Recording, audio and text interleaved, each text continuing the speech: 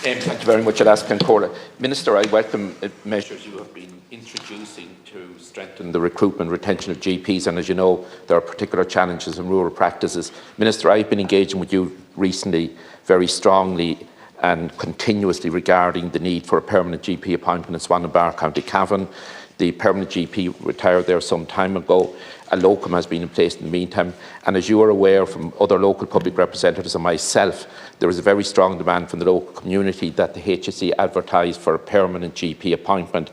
I know that you have engaged with them on our behalf, and I very much appreciate that. But again, I would appeal to you to give that very strong message. Over the years, the people of that very widespread rural border area of West Cavan have been served by permanent medical practice by the Connacht Black Lions Swan and Bar. That's the configuration that needs to remain. Thank you, Alaska Corda. Just before the Minister, there'll only be a chance for 1 minute each now. We're going to run out of time, but the Minister has, whoever is answering. Oh, yes, yeah. The question was on general rural GPs, but I had a sneaky suspicion we'd end up talking about Swan and Bar. And can I acknowledge the Deputy's engagement on this and advocacy on this, along with Deputy Smith and other deputies, and indeed senators. It's been much ventilated.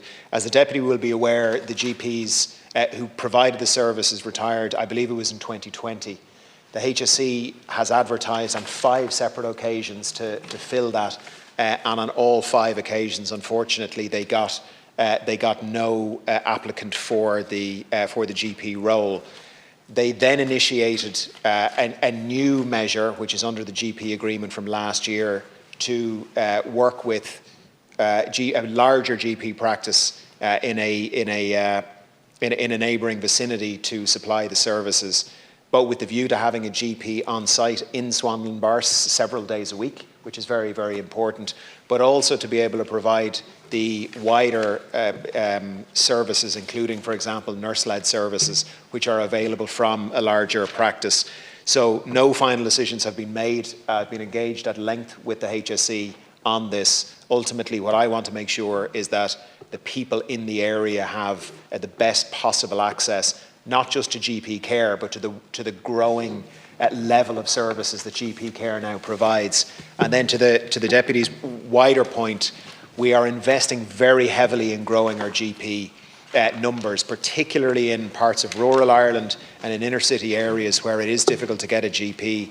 I'm very happy to be able to report that thanks to a very significant increase in the number of training posts for GPs, for every GP retiring, we now have about 2 GPs entering practice.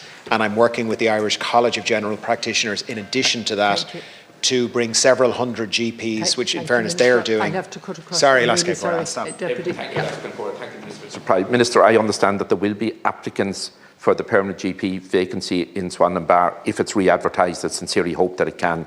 And then I know the HSE makes the clinical decision on a suitable applicant, and I sincerely hope that can be made in the best interest of the local community. Permanent GP service there over the years has served that community very well. That's what the people of that area want to see continued, and I strongly endorse their request in that respect. And I thank you for your help to date, and I sincerely hope that you can reinforce that message to the HSE today again. Thank you, Alaska Corla. Yeah, thank you very much, Alaska Corla. Can I thank the deputies again? I would say to the deputy, I agree that the state needs to step in, and I would suggest that the state has in fact stepped in a very significant way. We've increased, for example, the number of training places from 120 to 350, and we're supporting the ICGP in what they're doing.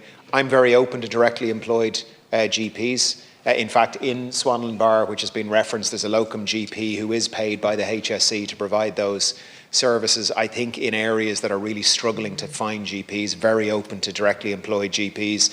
What I would say is, with a very significant increase in the numbers of GPs we're now beginning to see, I think a lot of these pressures are beginning to ease and will ease further, and not everywhere all at once. Some areas are under real pressure.